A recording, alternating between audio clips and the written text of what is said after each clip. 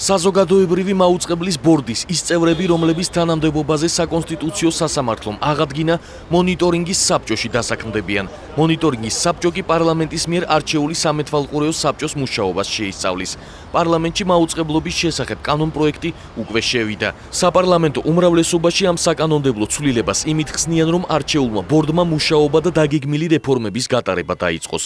მათ ექნებათ ესეთი სარეკომენდაციო ხასიათის ფუნქციები და ახლად არჩეული საბჭო, რომელიც უკვე 7 კაცს აღწევს, შეუდგება მუშაობას.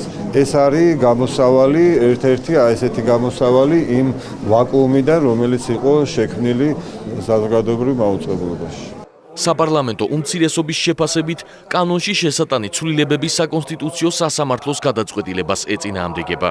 უმრავლესობა აგრძელებს საზოგადოებრივ მაუწყებელთან არამხოლოდ არასწორ პოლიტიკას, რომელიც მდგომარეობს იმაში, რომ ის უნდა იქნას აუცილებლად დაქვემდებარებული, მისი დამოუკიდებლობა იქნას შელახული, არამედ არაეფექტურს, იმიტომ რომ ამ გზამ არაერთხელ მიგვიყვანა ვაკუუმამდე და გრძელდება ის მდგომარეობა, რომ დღემდე საზოგადოებრივ მაუწყებელზე არ ხორციელდება საზოგადოებრივი ზედამხედველობა. საკონსტიტუციო სასამართლოს გადაწყვეტილებასთან შეუსაბამობაზე საუბრობს საზოგადოებრივი მაუწყებლის სამეურვეო საბჭოს ხელმძღვანელიც.